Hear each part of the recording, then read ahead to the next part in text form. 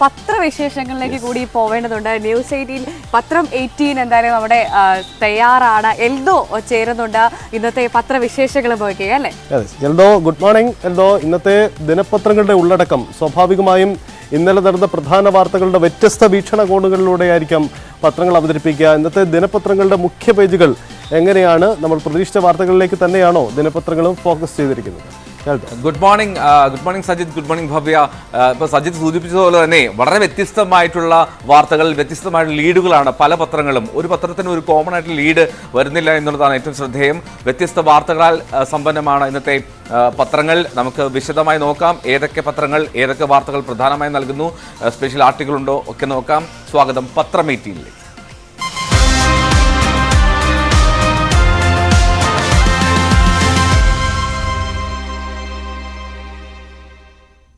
ഞാൻ നേരത്തെ സൂചിപ്പിച്ചതുപോലെ തന്നെ ഈ പത്രങ്ങളിൽ ഓരോ പത്രങ്ങളും വ്യത്യസ്തമായിട്ടുള്ള വാർത്തകളാണ് പ്രധാന വാർത്തകളായിട്ട് നൽകുന്നത്. ആദ്യം ശ്രദ്ധേയമായ ഒരു കാര്യം തോന്നിയത്, ഇപ്പോൾ അവധിക്കാലമാണ്. ഈ ആഘോഷങ്ങളുടെ ഭാഗമായി ഒരുപാട് മലയാളികൾ ഈ അടുത്തുള്ള സംസ്ഥാനങ്ങളിൽ നിന്നെല്ലാം കേരളത്തിലേക്ക് വരാൻ ആഗ്രഹിക്കുന്ന സമയത്ത് കേരള കൗമുദി ഇന്ന് പ്രധാന വാർത്തയായി ലീഡായി നൽകിയിരിക്കുന്നത് ഈ സ്പെഷ്യൽ ട്രെയിനുകളില്ല, സ്വകാര്യ ബസ്സുകൾ അത് ബ്ലേഡ് നിരക്ക് ഈടാക്കുന്നു എന്നുള്ളതാണ്. ഒരുപാട് പേർ യാത്ര ചെയ്യുന്ന സാഹചര്യത്തിൽ അവരെ പിഴിയുന്ന സാഹചര്യം എന്നാണ്. പ്രത്യേകിച്ചും അത് കൃത്യമായി ടേബിൾ കണക്ക് നൽകിയിട്ടുണ്ട്. സ്വകാര്യ ബസ്സുകൾ 1200 രൂപ മുതൽ 1600 രൂപ വരെയായിരുന്നു സ്ലീപ്പറിനെങ്കിൽ ഇപ്പോൾ വാങ്ങുന്ന നോക്കുക 3700 മുതൽ 4000 രൂപ വരെയാണ്. ഏകദേശം ഇരട്ടി തുകയോളം വാങ്ങി ഈ മലയാളികളായിട്ടുള്ള ആളുകളെ അടുത്ത സംസ്ഥാനങ്ങളിൽ, പ്രത്യേകിച്ചും ദക്ഷിണേന്ത്യൻ സംസ്ഥാനങ്ങളിൽ ജോലി ചെയ്യുന്ന ആളുകളെ പിഴിയുന്നു എന്നുള്ള വാർത്തയാണ്. KSRTC നിരക്കിൽ മാറ്റമില്ല, അതേ നിരക്ക് തന്നെ തുടരുന്നു. പക്ഷേ ട്രെയിൻ ഈ തൽക്കാൽ നിരക്കിൽ വലിയ അമിത നിരക്ക് ഈടാക്കുന്നു. 1685 രൂപ ഉണ്ടായിരുന്ന AC 5150 രൂപ തൽക്കാൽ നിരക്കിൽ ട്രെയിൻ ഈടാക്കുന്നു എന്നുള്ള ഒരു കൗതുകരമായിട്ടുള്ള വാർത്ത കൗമുദി നൽകുന്നു. മലയാള മനോരമയിലേക്ക് എത്തിക്കഴിഞ്ഞാൽ സംഭൂജ്യം സഭ എന്നുള്ള തലക്കെട്ടോടുകൂടി ഈ മുഖ്യമന്ത്രിയും മറ്റ് മന്ത്രിതല സംഘവും ഉദ്യോഗസ്ഥരും പങ്കെടുക്കാനിരിക്കുന്ന US സൗദി സമ്മേളനങ്ങൾക്ക് ഒരു കേരള സഭയുടെ നിർദ്ദേശപ്രകാരമായിരുന്നില്ല എന്നുള്ള അവരുടേതായിട്ടുള്ള ഒരു വിവരാവകാശ രേഖ പ്രകാരമുള്ള റിപ്പോർട്ടാണ് ആദ്യ പേജിൽ പ്രധാനമായിട്ടും നൽകുന്നത്. 1 കോടിയിലധികം രൂപ ചെലവിട്ട് സർക്കാർ സംഘടിപ്പിച്ച 3ാം ലോക കേരള സഭയിൽ ലഭിച്ചത് 67 നിർദ്ദേശങ്ങൾ. എന്നാൽ അതിൽ 9 മാസമായിട്ടും ഒന്ന് പോലും നടപ്പാക്കാൻ കഴിഞ്ഞിട്ടില്ല എന്നുള്ളതാണ് അവരുടെ ഇന്നത്തെ പ്രധാന വാർത്ത. ഇനി നിയമമുണ്ടാക്കാനുള്ള നീക്കമുണ്ട്, ലോക കേരള സഭയ്ക്ക് നിയമപരിരക്ഷ നൽകാൻ ശ്രമിക്കുന്നു എന്നുള്ളതും നൽകുന്നു. ഒപ്പം കഴിഞ്ഞ 3 കേരള സഭകളുടെയും ലോക കേരള സഭകളുടെയും ചെലവുകൾ, ആദ്യത്തേത് 2 കോടിയിലേറെ രൂപ, 1 കോടി 21, 1 കോടി 14 ലക്ഷം, ഇങ്ങനെ വ്യത്യസ്തമായിട്ടുള്ള ചെലവ് കണക്കുകളും മനോരമ രേഖപ്പെടുത്തുന്നു. ഇതിനോട് ചേരുന്ന ഒരു കാർട്ടൂണാണ് കുഞ്ചുകുറുപ്പ് എന്ന് പറയുന്നത്. 3ാം ലോക കേരള സഭയിൽ 67 നിർദ്ദേശങ്ങൾ വന്നും ഒന്നും നടപ്പായില്ല. നടപ്പാക്കുമെന്ന് ആരെങ്കിലും പറഞ്ഞോ? ഏതാണ് കുഞ്ചുകുറുപ്പിന്റെ കാർട്ടൂൺ. എന്താണെങ്കിലും മനോരമ ആ വാർത്ത വളരെ പ്രധാനമായി നൽകുന്നു. ഇനി മാതൃഭൂമി ഈ കോഴിക്കോട് എലത്തൂർ ട്രെയിൻ തീവെപ്പ് കേസിനെ വളരെ ഡീറ്റെയിൽ ആയിട്ട് മുൻപേജിൽ തന്നെ മുകൾ ഭാഗത്തിന് നൽകുന്നു. എനിക്ക് തോന്നി, ഞാൻ ചെയ്തു. ഷാരൂഖ് റിമാൻഡ് ചെയ്തു.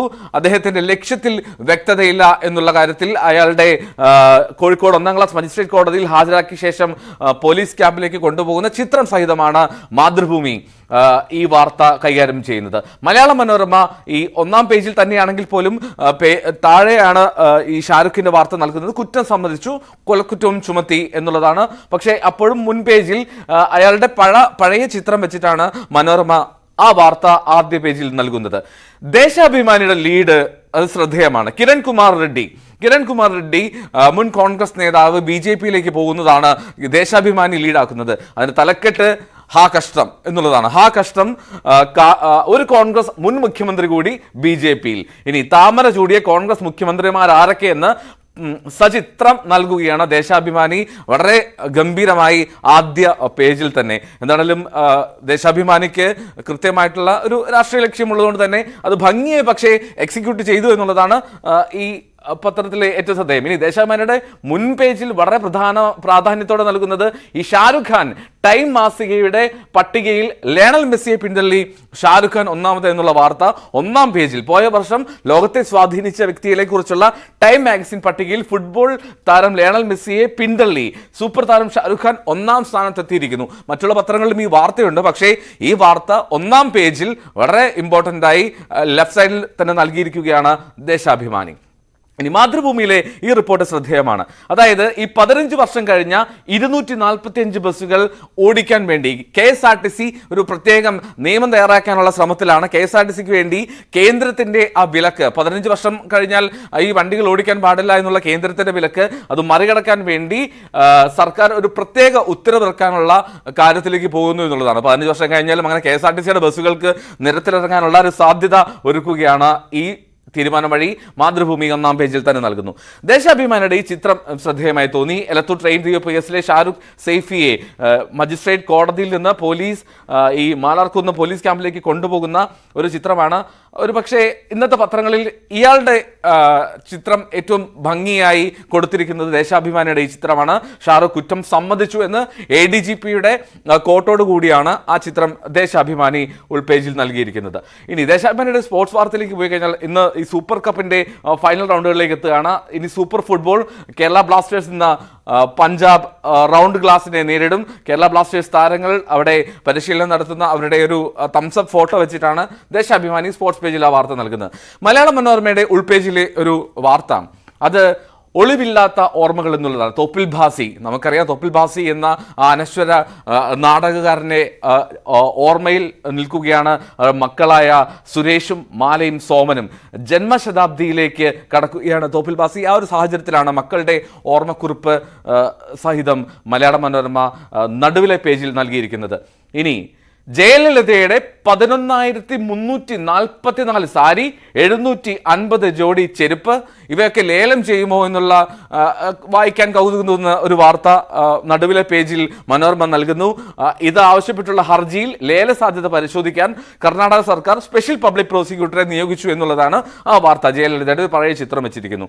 ഇനി മറ്റൊരു ചിത്രം കൂടി മനോരമയിൽ ശ്രദ്ധമായി തോന്നിയത് ഈ കാസിരംഗ ദേശീയോദ്യാനത്തിൽ ഗജ ഉത്സവം ഉദ്ഘാടനം ചെയ്ത രാഷ്ട്രപതിയുടെ ചിത്രമാണ്. ഒരു ആനക്കുട്ടിയെ താലോലിക്കുന്ന രാഷ്ട്രപതിയുടെ കൗതുകരമായിട്ടൊരു ചിത്രം. ഈ അരങ്ങേറ്റത്തിൽ 3 വിക്കറ്റ് നേടി ശ്രദ്ധേയനായിരുന്നു കൊൽക്കത്ത നൈറ്റ് റൈഡേഴ്സിന്റെ സുയാഷ് ശർമ്മ. അപ്പോൾ സുയാഷ് ശർമ്മയുടെ അരങ്ങേറ്റത്തെ കേരള കൗമുദി സ്പോർട്സ് പേജിൽ വളരെ പ്രാധാന്യത്തോടെ നൽകിയിരിക്കുന്നു. മറ്റു പത്രങ്ങളും സുയാഷിന്റെ വാർത്ത നൽകിയിരിക്കുന്നു. ഇമ്പാക്ട് പ്ലെയർ എങ്ങനെയായിരിക്കണം എന്നുള്ളതിന്റെ കൃത്യമായിട്ടുള്ള ഉദാഹരണമാണ് സുയാഷ് എന്ന് മറ്റ് പത്രങ്ങളും റിപ്പോർട്ട് ചെയ്ത സമയത്ത് വളരെ കൃത്യമായി കൗമുദി അതിന് പ്രാധാന്യം നൽകി കൂടുതൽ. ഇനി ഹിന്ദുവിന്റെ ലീഡ് അത് central tells states to do more covid test. Covid വാർത്തയാണ് അത് ദേശീയ മാധ്യമങ്ങൾ ലീഡ് ആക്കിയിരിക്കുന്നത്. ഇന്നത്തെ ദിവസം കോവിഡ് കേസുകൾ കൂടുതൽ ഉയരുന്നു. ഡെയിലി കേസസ് ജംപ് ഫ്രം 571 3 ആഴ്ച മുമ്പ് 571 ആയിരുന്നു ഡെയിലി കേസസ് എങ്കിൽ ഇപ്പോൾ അത് 4000 ആയിരിക്കുന്നു എന്നുള്ള ഒരു ഷോക്കിംഗ് കോവിഡ് കണക്ക് വ്യക്തമാക്കിക്കൊണ്ടാണ് ഹിന്ദു ആ വാർത്ത ലീഡ് ചെയ്യുന്നത്. ഇനി കോഴിക്കോട് ട്രെയിൻ ആക്രമണ കേസിനെ ഹിന്ദു വളരെ വിശദമായി തന്നെ നൽകുന്നു. Kozhikode train arson case suspect sent to 11-day police custody. UAPA may be invoked. UAPA ചുമത്തിയേക്കും എന്നുള്ള തലക്കെട്ടോടുകൂടി ഹിന്ദു ഈ ഷാരൂഖ് സൈഫിയുടെ ചിത്രം സഹിതം വളരെ കൃത്യമായി വിശദമായി തന്നെ എലത്തൂർ ട്രെയിൻ തീവെപ്പ് കേസിനെ പരിഗണിച്ച് ഉൾപേജിൽ നൽകിയിരിക്കുകയാണ് ആ വാർത്ത. ടൈംസ് ഓഫ് ഇന്ത്യയുടെ ലീഡും മറ്റൊന്നുമല്ല, കോവിഡ് തന്നെയാണ്. Central tells state to ramp up covid testing. Covid testing അത് നിരക്ക് ഉയർത്തണം എന്ന് എല്ലാ സംസ്ഥാനങ്ങൾക്കും കേന്ദ്രം നിർദ്ദേശം നൽകി. കേരളം ഉൾപ്പെടെയുള്ള സംസ്ഥാനങ്ങളാണ് കോവിഡ് കേസുകൾക്ക് മുന്നിൽ എന്നുള്ള വിവരങ്ങൾ സഹിതം ടൈംസ് ഓഫ് ഇന്ത്യ ഈ വാർത്ത ലീഡ് ചെയ്യുന്നു. ഡെയിലി കേസസ് ടോപ്പ് 6K 6000-ലേക്ക് ഡെയിലി കോവിഡ് കേസുകൾ എത്തി എന്നുള്ള ഒരു കണക്ക് നമുക്ക് കാണാം. ഇവിടെ റെഡ് സ്പോട്ടിൽ Kerala, Maharashtra, Delhi have 10 or more districts with over 10% positive. 10% പോസിറ്റിവിറ്റിയിൽ ഉള്ള ഒരു ജില്ലകളുള്ള സംസ്ഥാനങ്ങളാണ് കേരളവും ഡൽഹിയും മഹാരാഷ്ട്രയും. അങ്ങനെയാണ് ടൈംസ് ഓഫ് ഇന്ത്യയുടെ ലീഡ് വരുന്നത്. ഇതൊക്കെയാണ് ഇന്നത്തെ പ്രധാനപ്പെട്ട വാർത്തകൾ. പ്രധാനപ്പെട്ട പത്രങ്ങളിലൂടെ നമ്മൾ പോകുമ്പോൾ നമ്മൾ കണ്ടത് കൗതുകരമായിട്ടുള്ള വാർത്തകളുണ്ട്, പിന്നെ ദുഃഖവെള്ളിയുടെ ചിത്രങ്ങളുണ്ടായിരുന്നു. എല്ലാം വിശദമായി നമുക്ക് സമയപരിമിതി കൊണ്ട് മാത്രം നോക്കാൻ കഴിയുന്നില്ല. എന്താണെങ്കിലും നമ്മൾ കണ്ട പ്രധാനപ്പെട്ട പത്രവിശേഷങ്ങൾ ഇതൊക്കെയായിരുന്നു. പത്രം 18 സജിത് ആൻഡ് ഭവ്യ.